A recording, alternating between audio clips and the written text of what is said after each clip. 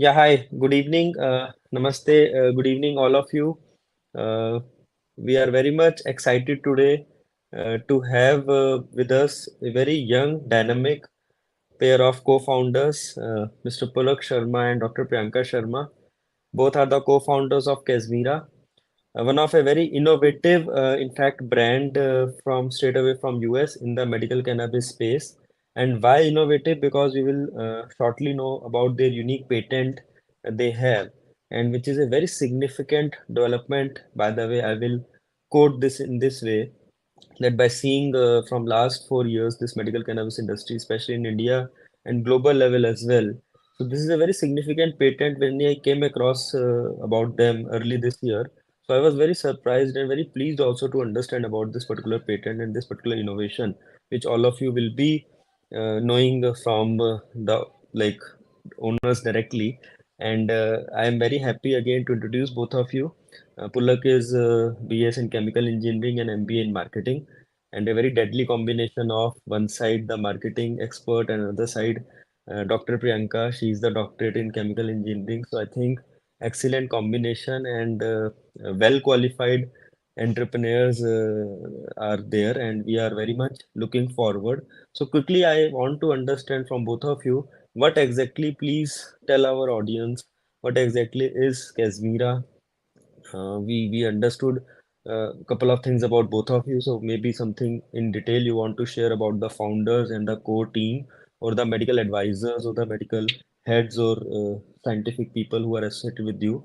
So please let us know about these aspects so that we and our audience will understand more about you, your organization. Right. Thank you. Sure. Thank you, Dr. Piyush. So, thank you first for having us. So, we'll tell you a little bit about Kazmira. So, what we do is we have a very strong clarity of purpose, and that is to deliver medical grade, non intoxicating cannabinoid based products with a commitment to consumer safety and clinical outcomes. That's really at a heart, if you were to sum it up in one sentence, that's what we're about. As we mentioned, both Priyanka and I are engineers by training. And what we do is really focus on running our company with a bent toward engineering and science because what we have seen, we've been in this business for about 7 years, and we've seen that that is sorely lacking. You know, really thinking through problem solving, the scientific method. And so that is what we spend a lot of time doing that in this role and in this company to use the scientific method to really develop products that are focused on safety as well as efficacy that we will definitely get into in this later part of the interview. Because the at the end of the day, the most important question you have to answer with a new category of products is what problem does the product solve?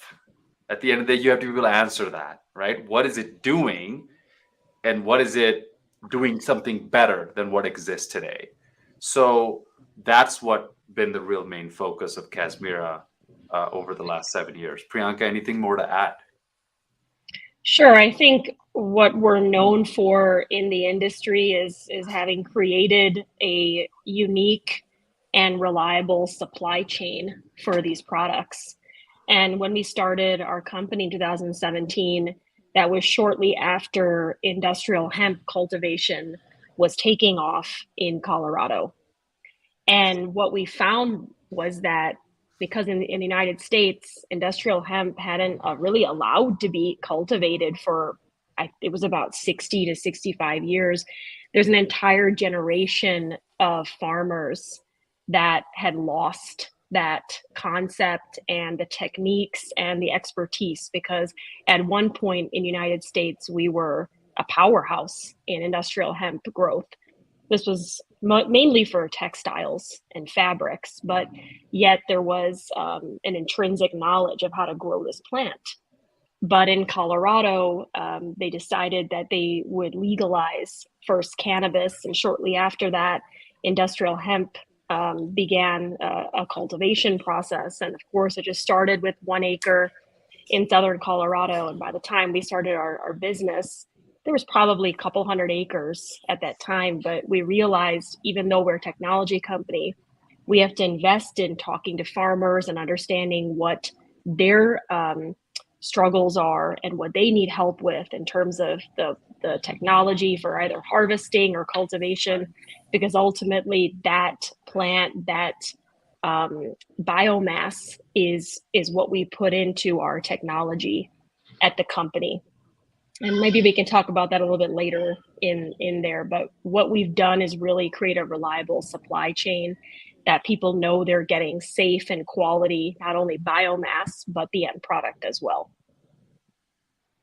Right, right. And if you really see that, definitely you started at a right point of time, and we are very much seeing the growth and overall the levels of standardization and overall the infrastructure and everything is getting more and more organized as far as the Western countries, especially in US, Canada is concerned.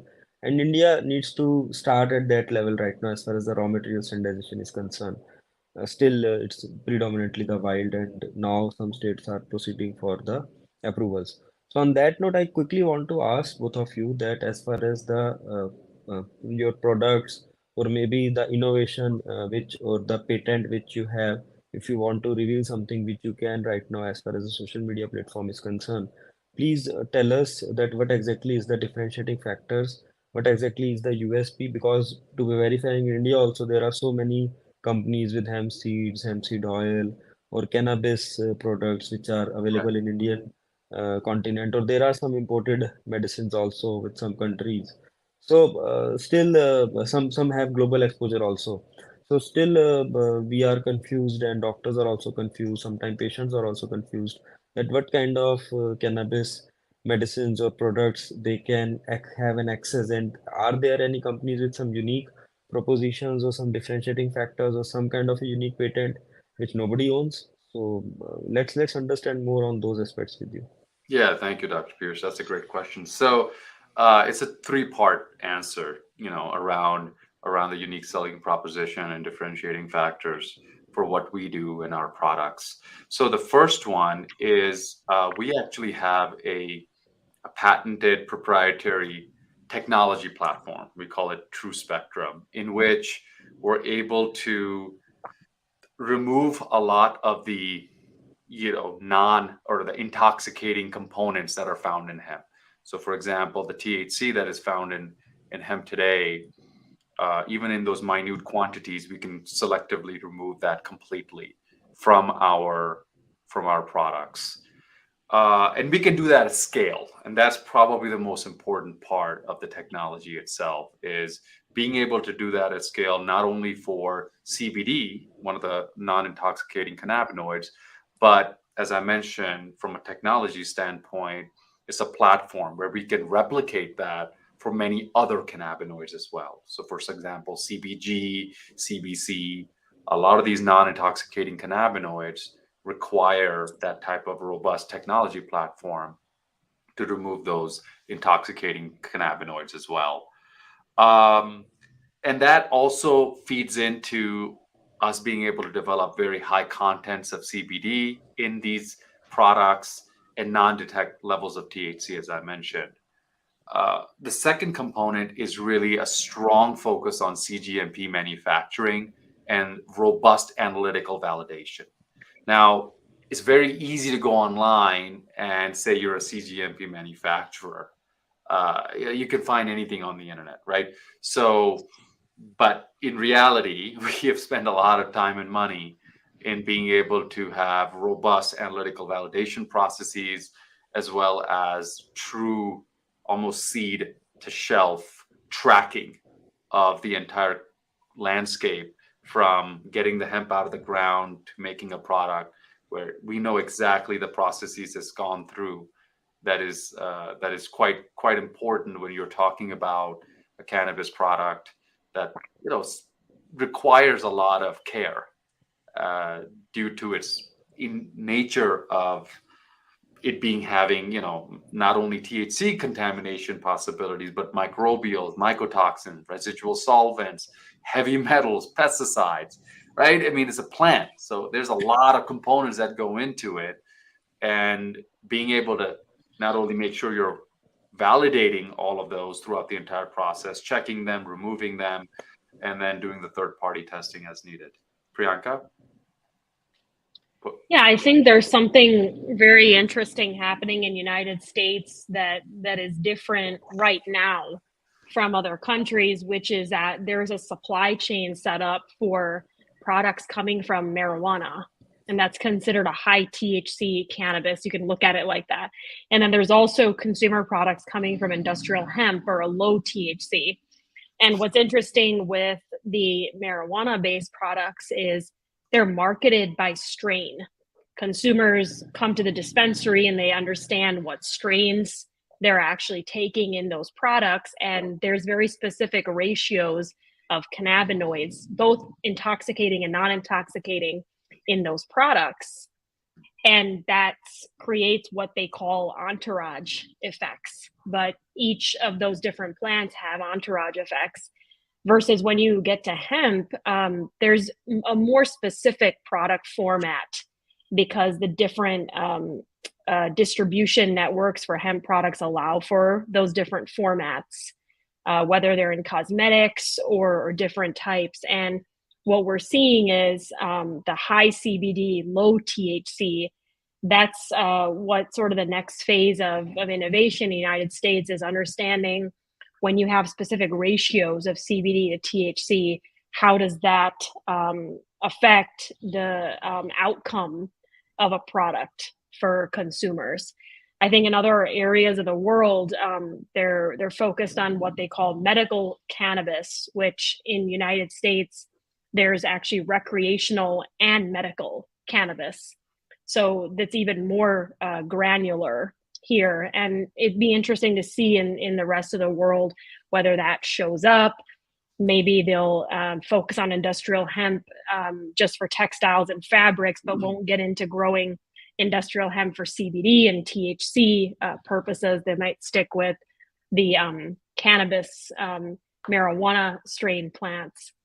And I just be curious to see how this develops in the rest of the world, and just watching what's happening in India, whether they're going to delineate between those two supply chains from those two different plants, and seeing what the distribution network is, whether it's through pharmacies, whether it's through doctors. I'd be interested to keep an eye on that. And this, all the ads that Priyanka mentioned, the biggest feeder for that is going to be the clinical studies and the clinical work that's going to be needed to support the question I mentioned at the very beginning, which is what problem does the product solve, right? So whether it's anxiety, whether it's pain, whether it's sleep, whether it's something else, from a topical usage standpoint. So a lot of that work is going to go into not only on the safety side, because you have to have consistent product specs, right, as a ingredient that feeds into the final product, whether it's a ingestible product, it's an inhalable product, or a topical product. But beyond that, you also have to do a lot of the efficacy studies to show how is the product doing, what is the intended use, and what is the effect of that product in the specific population. No, in fact, just to add on, first of all, thank you so much. Very informative, by the way, insightful aspects you have mentioned, both of you. And I again agree with you on one aspect, and definitely I want to add some more inputs, as I personally, I am also practicing from last 4 years, and I've trained thousands of doctors across India. In fact, I was one of the initial doctors who started practicing medical cannabis, and we have seen there were certain imported medicines initially. Now they have banned because that was some through another channel. Now the government is opening up for ethical channel, and there's discussions we can continue in the maybe later sessions. But right now, look, straight away coming to the point of, see, ultimately we need to understand first of all, excellent initiative, because although on one side, definitely we don't want THC in many cases. As a clinician, I'm putting here. Right. And we know that specifically if, for example, a pediatric case can get a good quality of cannabis medicines without any THC, so definitely that is my drug of choice. And so many other examples are there. So, but on the same side, there are some diseases and there are some issues where we need maybe some more higher amount of THCs as well. Again, that depends on case to case basis, and clinicians also can say decide. And we need both kind of, I think, strains and companies. But yes, first we need to understand that we have to be positive on all the aspects. I many times see in your industry as well, in the West, and it starting in India as well. So there are two lobbies in the like medical cannabis industries as well as far as the companies are concerned. One lobby support the THC levels and the Right. entourage effects and those kind of stories. Another lobby is more for the non-THC, only CBD isolates, broad spectrums, and that kind of stuff. Yes. So Right. on that note, I also want to ask my third question to both of you, that how you are different as a medical cannabis company in the mindset, in the approach, in the strategies, in the overall thought process, because many times I have seen definitely there are lots of medical cannabis companies around the world and now in India as well, but very few of them are ethically interested in promoting the entire domain. Right. First of all, second, many of them are still confused about their business models. They are into nutrition, they are into medicine, or they are into recreational, to be Yeah. very frank and to be very honest. And third is they are not clear in what exactly they want to achieve by doing this business. So please elaborate us on all these points as well. I repeat that what exactly you both think as far as the mindset of an entrepreneur in terms of medical cannabis company co-founders, that what you think Yeah. and what you want to achieve. Yeah. Second, what you think are the ethical ways in which we can take it forward. And third, any other thing you want to add on to your company with context of US and North American markets as well as the global, and specifically you have some Sure. plans or vision for Indian market also. So please share that as well. Thank you. Sure, sure. And before Pulak, goes ahead, I want to add that, while we are a company that focuses on THC-free aspect of a product, it's because we ultimately want to create and have forward to consumers standardized products. This is not to say we don't Absolutely. believe in the effects of THC. We understand very well that in certain use cases, standardized amounts of THC may become important to achieve certain outcomes. In the United States, what's unfortunate is that the market and the industry took off before the research did. And in United States, unfortunately, they're not actually able to get to a point where you have standardized extracts and standardized products being tested. We have a organization here called USP, and they're not actually even able to publish a standardized method for testing a cannabis extract from a hemp extract from broad spectrum or full spectrum. These definitions differ in states, and each company is identifying what they think that definition should be. So once that can become consistent, what we see is the next wave of clinical work that has to happen. And I come back to my point about ratios. We have to start with just CBD. What does just CBD do? And then understanding different levels of THC. Does that maybe work better in if you're looking at antimicrobial agency, or does THC play a role in, as Pulak mentioned, pain, sleep, or anxiety products, and what levels those are? For consumers to trust these products, I come back to this word, they have to be standardized, they have to be consistent. Companies have to invest in labels and label claims and messaging to the consumer. So that's what we have set up as far as a foundation for Kazmira. In the future, I think when there's more knowledge about THC and different levels, we may be able to leverage our technology and our expertise to create those products too. Sure, sure. I think Yeah. very well said, and definitely we as a clinician and I as a founder of India's largest aggregator platform, when we interact with our fellow practitioners, and now we are also interacting exhaustively with the fellow doctors in the allopathic system of medicine as well, because as they recognize that some doctors can medically, like they can practice medical cannabis in India. So the entire discussion is like, yes, we as a clinician, ultimate aim is to heal patients and heal people who are suffering.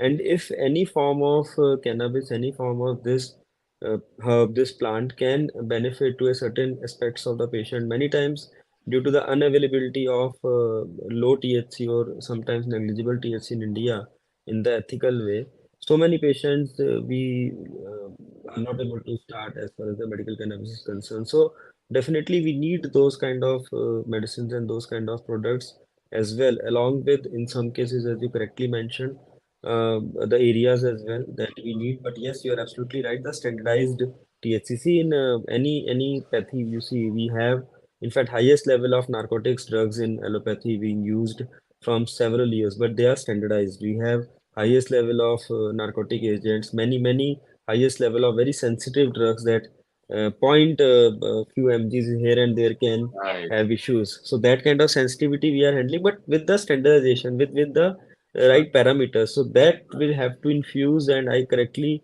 I completely, in fact, agree with both of you that let's focus on developing more and more standardized protocols, standardizations, methods. And again, the last question, as far as India is concerned, what exactly you both are planning as co-founders, as your company, as your brand, any message to the Indian maybe professionals, doctors, or any message to the regulators or like maybe Sure. the government here, anything you want to share as a social Sure. media platform, you can share, please. Sure. And I think maybe we can make this a two-part question because I do want to go back to one of the points you made about ethics. And I want to talk about a little bit about what we've seen in terms of products. I think Pulak can talk about a business model, what is probably, considered ethical, what we've maybe seen in the United States that we don't want repeated in other parts of the world. But I'll start with the product side. So what we see here sometimes is on the label, not identifying the amount of THC that's actually in your product and writing a phrase of a full spectrum or entourage effect. But in fact, the consumer doesn't know that they're ingesting THC. We see that a lot in products all throughout the United States, and that's created a huge confusion between what should be in the marijuana dispensary, recreational and medicinal uh, supply chain versus what should be in the hemp supply chain. We're also seeing that companies are not following proper testing protocols. They're not sending their products in for full panel testing. That means you're getting pesticides, mycotoxins, microbials, heavy metal testing. You're even looking at the terpene profile and publishing that on your website so you can tell your consumers what is in the product. That's super important.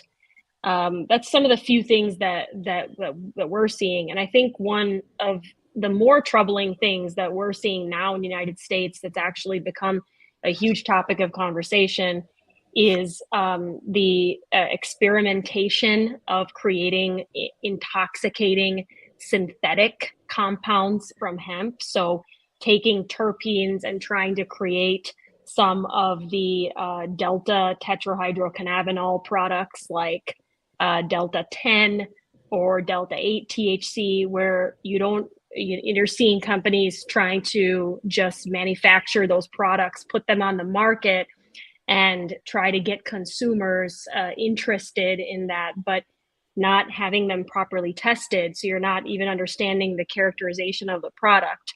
You're not looking at the full profile. So again, your consumers don't even know what's in the product because testing will then inform the label claim.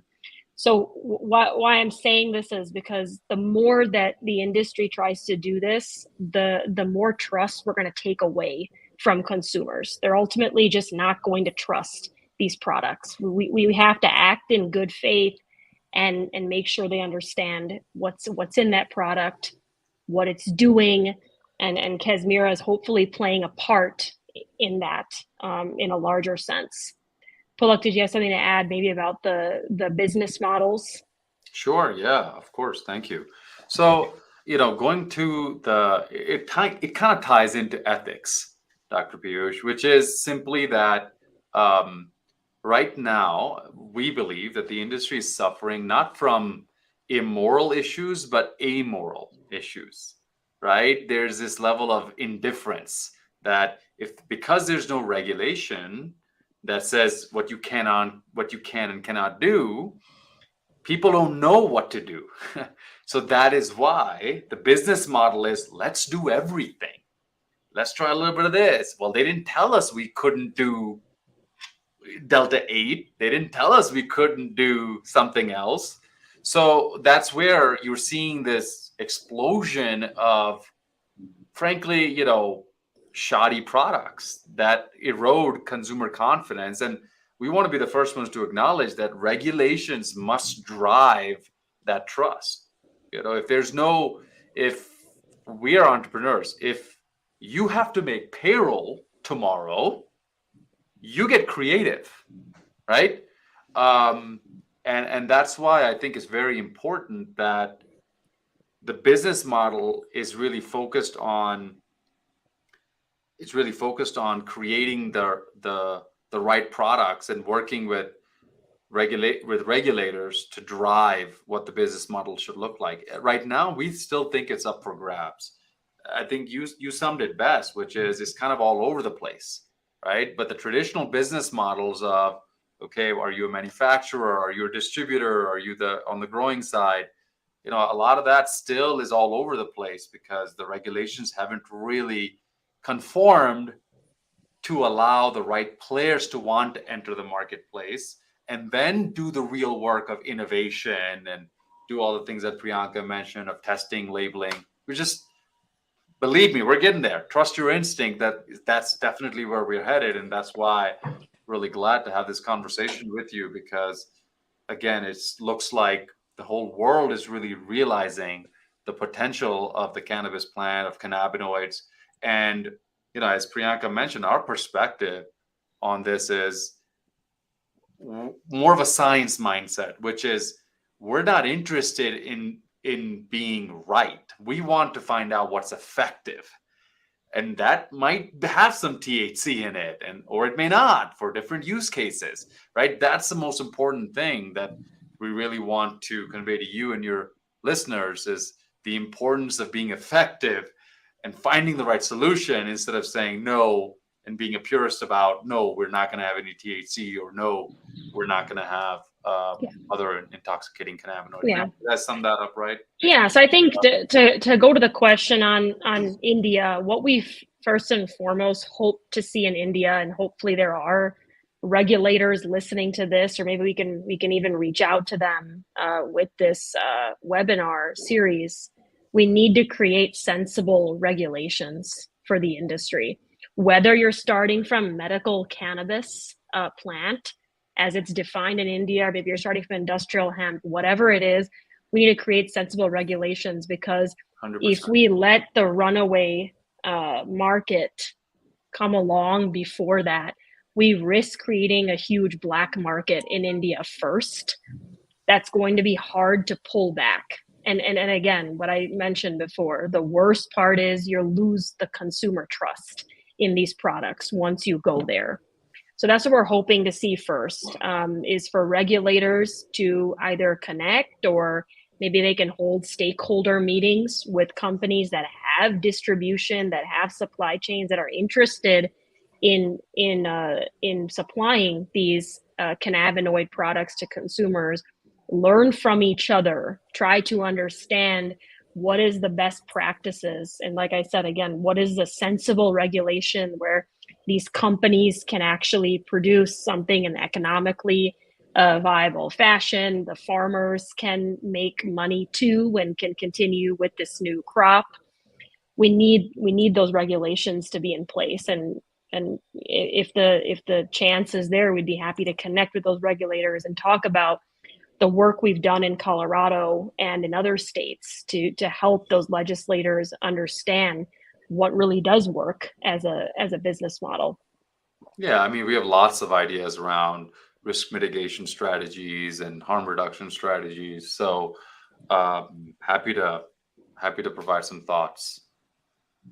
No, definitely. I think we will definitely have a detailed session. I think today we are almost there around 30 minutes. We had a nice discussion, Yeah. and we wanted to keep it short and crisp so that we can take it forward in a way that at least this can be the video. If again you have joined late in the live session, so please rewind and see the entire session. It was a nice introduction about Kazmira. Again, I repeat, one of the most ethical mindset I have found till now in my journey of medical cannabis as far as domestic and international players are concerned. Because many times in India, especially, it is happening that at least you are there in the terms of the hemp and marijuana, you have differentiated that.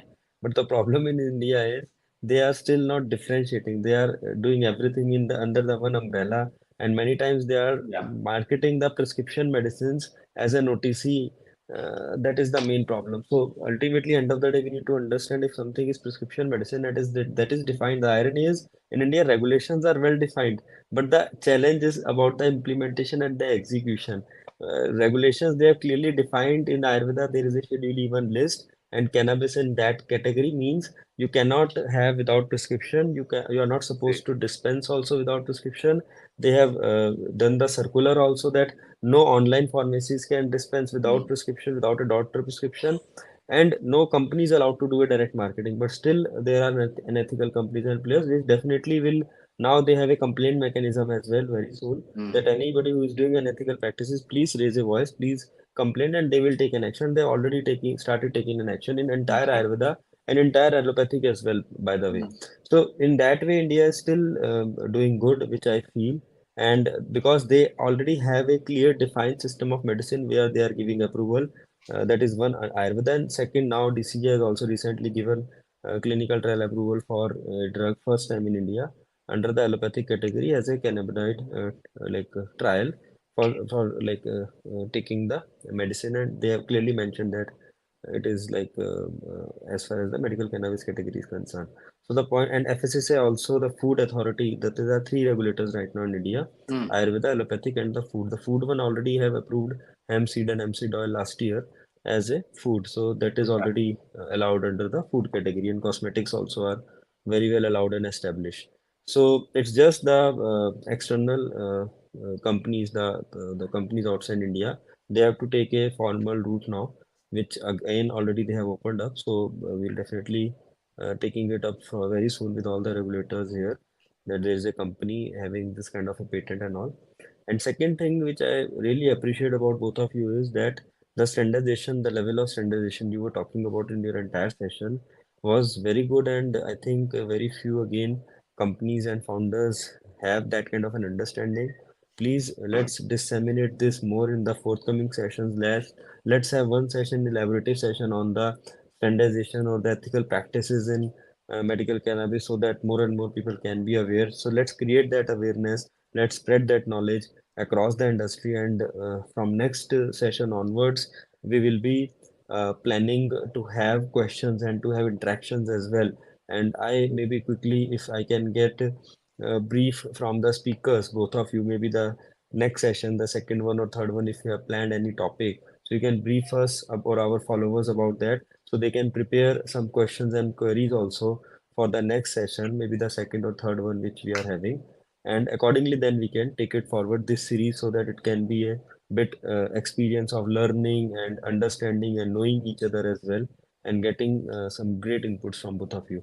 So quickly, if you can let us know about the next session or maybe the forthcoming two sessions, so that all of us can be well prepared about that as well.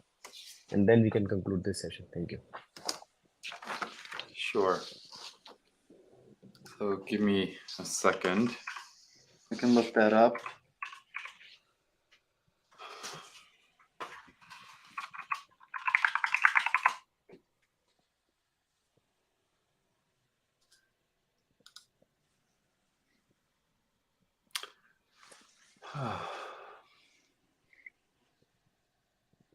So I think that one of the topics probably that will become important, what are the other cannabinoids besides CBD? What are some of the other cannabinoids what is some of the research surrounding them? What problems do they solve, Right. or rather, what outcomes are different organizations trying to study with those? So, for instance, CBG or CBC. Aside from CBD, what are those cannabinoids in product form being focused on? I think that was one that we thought would be important. The other one would be around, I think you had also wanted to expound on this, is the supply chain, right? How does the entire Right, process right. work here? What does it take to actually make the products and go through all the processes for safety, efficacy? So we'll definitely be talking about that as well. Sure, great. I think these are two very important topics, and definitely we should be know more, like we should be like knowing more about the entire mechanism of cannabinoids, how we can connect them to the various diseases or whatever the maybe therapeutic aspects or Right. efficacy aspects you have seen in your research, or maybe the global Yeah, research we can share. Absolutely. And second thing is supply chain is the backbone, I think, of this industry. So yeah. that should be Yeah. discussed, and that should be discussed in detail. So I request all our followers to quickly note down this. We'll be very soon sharing a form with all of you along with this video link of this session so that you can fill up, you can ask your questions for the two forthcoming sessions. We'll be posting the detailed topic. You look out in the comment section of this video and keep connecting with us, keep supporting us. And it was a very, very, very nice session. By the way, a very enlightening session for me personally or professionally, I can say. From last more than 4 years now, I'm interacting with so many founders, co-founders, entrepreneurs, in fact, scientists. In our last edition, there were people from 6 countries, US, Canada, Australia, Dubai, Zimbabwe, Nepal, and I have interacted with scientists from Israel, another part of the world in the last conference also. But I can say that there are very few entrepreneurs who have this kind of knowledge and this kind of mindset. So there is an ideal combination of knowledge and ethical mindset that is very, very important, because sometimes you have excellent knowledge, but the mindset is unethical. So then it can be damaging, and you have an ethical mindset, but you don't have knowledge so that your ethical mindset can implement that. So you both have that deadly combination of excellent knowledge and ethical mindset. So I really appreciate both of you for that, and looking forward to have many more sessions in future with this kind of enlightenment and information to be shared. Thank you so much again, and we'll Thank see you. you in the next session. Thank you. Thanks, Thank you. Thank everyone. you for having us. Thanks. Bye, everybody. Bye.